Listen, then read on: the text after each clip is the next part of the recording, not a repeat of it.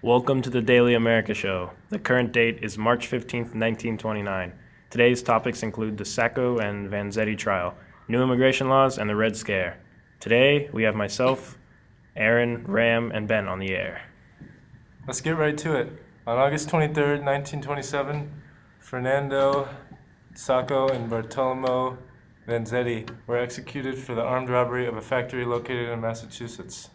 That's correct, but now 2 years after the final verdict of the case, looking back on it, it is clear that there was not enough evidence to make a ruling in the killing of these men.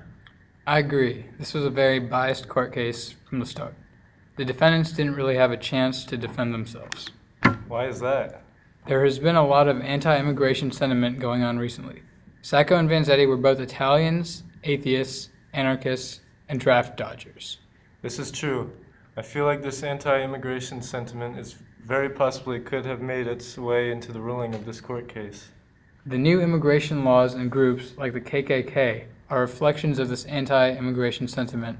I also believe that this case can be viewed as an example of the sentiments felt by the majority of the American people currently.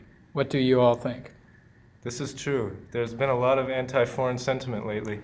That has been coupled with hatred for communists and socialists.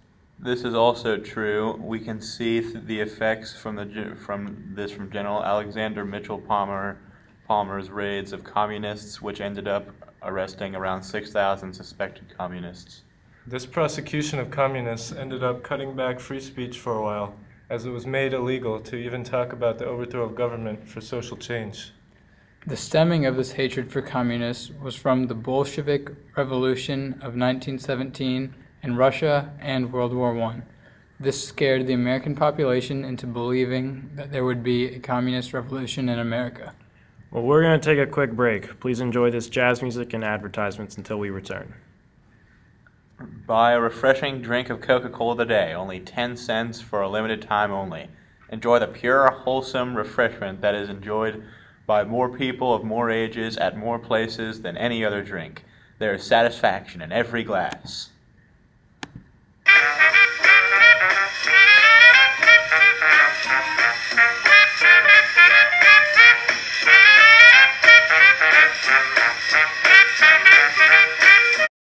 And we're back. What do y'all think about the Green Bay Packers winning the National Football League title? I think the New York Giants were better despite their 8-0-1 record. What are you talking about? The Packers were obviously better. They won. Whatever. Anyways, all this anti-foreign sentiment has led to anti-immigration laws recently, such as the Emergency Quota Act, which restricted the amount of immigrants welcomed into the United States to 3% of the number of immigrants that were currently living here from that same country.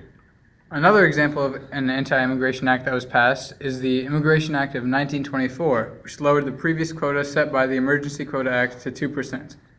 Those two laws have been passed recently, but why is there so much anti-foreign sentiment going around right now anyways, especially towards Eastern Europeans? One part of it is definitely the fact that these new immigrants are coming to the cities of America and are willing to work in worse conditions and for less pay, which leaves a lot of native-born Americans unemployed. This is true. We currently have a large unemployed workforce here in America. This is also causing struggles for labor unions as they have to deal with people from all different types of cultures and who speak different languages. These people generally find the working conditions here in America much better than the ones in their home countries, which leads to discrepancies between members of labor unions.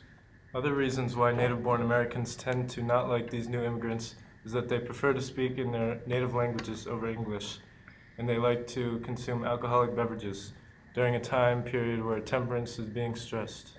Personally, I feel like these immigrants do not deserve to be here. If any of our viewers feel the same way, join the KKK today. But why should we join the KKK? That's a good question, Ben. Well, it's a social group that meets on a regular basis. Our main principles are that we are anti-Catholic, anti-Black, anti-Jewish, anti-pacifist, anti-communist, anti-internationalist, anti-revolutionist, anti-bottlegger, anti-gambling, anti-adultery, anti-birth control. If any of you listeners are out there agree with these topics, please mail me. And we're out of time for the show for the day. Thank you for tuning in to the Daily America Show. See you next time.